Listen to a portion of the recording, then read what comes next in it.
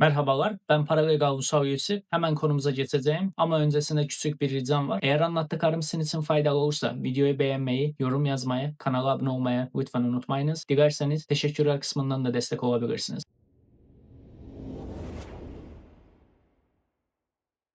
Şimdi göçmenlik mahkemesine değiştiğiniz adres bilgisinin ICE'a nasıl bildireceğinizi anlatıyorum. Göçmenlik mahkemesine başvuru yaptıktan sonra sonunda size zaten bilgi metni sunuyordu. Bunu bir önceki videoda size anlattım. Buradan dahil olabilirsiniz. Diyelim ki bu sayfa artık sizde açık değil. Bunu nasıl aratabilirsiniz? Browser'a gelip ICE e-Service Registration diye yazıp aratıyorsunuz. İlk çıkan web sitesine dahil oluyorsunuz. Buradan Pro Se Individuals yani avukat olmayan kendi kendini temsil eden kişiler olarak seçeceksiniz. Bu sayfada tüm gerekli bilgilerinizi giriniz. Sonra ICE e-Service üyeliği için bir talep gönderin. Anladım ve kabul ediyorum seçeceksiniz. Burada ICE'ın e-Service yani elektronik servisine katılmak için başvuru yaptığınızı söylüyor ve başvuru alındı. Şu anda bize başvuru numarası verildi. Bu numarayı kendinizde mutlaka saklayınız. Başvurunuz onaylanınca verdiğiniz e-posta adresine mail gelecek ve o mailde ICE e-Service'e nasıl giriş yapacağınız ve evrakları nasıl göndereceğiniz anlatılacak. Videonun bu kısmını bir gün sonrasında çekmek zorunda kaldım. Nedeni de ICE'den gelen e-posta aynı gün içerisinde gelmedi. Bir gün sonrasında geldiği için süreci şimdi çekebiliyorum. ICE'den gelen e-posta size anında gelmiş olabilir. Gelmezse biraz beklemenizi tavsiye ederim.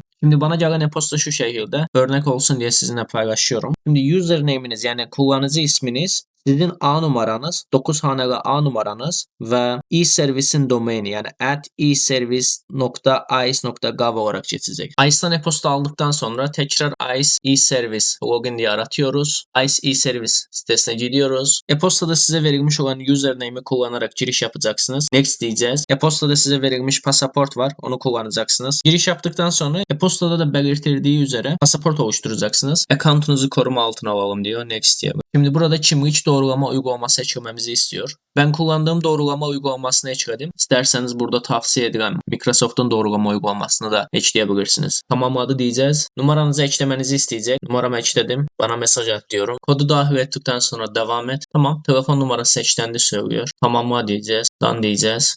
Burada genel bilgilendirme var. Kısaca özet geçersem diyor ki ICE yalnız yetkili amaçlar için kullanacağım. Şifremi korumakla yetkili olduğumu biliyorum. ICE'ın e-service, gizlilik ve kullanım kısıtlamalarına uyacağınızı söylüyorsunuz.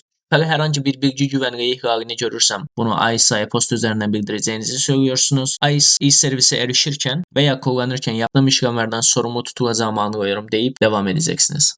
E-servis hesabınıza girdiğinizde genel olarak size hoş geldiniz söylüyor. Burada duyurular var. Burada sizin için kullanım kılavuzu var. Buna bakabilirsiniz. Aynı zamanda eğitim videoları var. İngilizceniz ise bunları izleyebilirsiniz. Genel bilgi vereyim bu videoların en ilgili. İlk video diyelim ki ICE size herhangi bir şey gönderdi. Ona geri bildirim sağlamanız nasıl olacak bunu anlatıyor. İkinci videoda avukatsız kayıt başvurusu nasıl yapılır onu anlatıyor. Zaten videonun bu kısmına kadar o süreci size anlatmış oldum. Bu kısımda avukatların kayıt sürecini anlatmaktadır. En sonunda da belge göndermeye de belge temsil etme kısmını anlatıyor. Bundan sonraki süreçte ben size bunu anlatacağım. Enter e-service site diye devam ediyorsunuz. Buraya geldikten sonra send documents diyorsunuz. Yani belgeler gönder ya da belge gönder. Şimdi önemli bilgileri dolduracağız. A numaranızı yazacaksınız. Ardından konunun ne olduğunu yazacaksınız. Sadece adres değişikliği yazabilirsiniz. Belgeyi nereye göndereceğiniz kısmına da ilgili ICE ofisini seçeceksiniz. Bunu da bir önceki başvuruda zaten söylemiştim. Mahkemenize en yakın olan ICE ofisini EOR sisteminden seçiyorsunuz. Mesajımız var mı? Herhangi bir mesajımız yok. Sonraki adım diyeceğiz. Next step.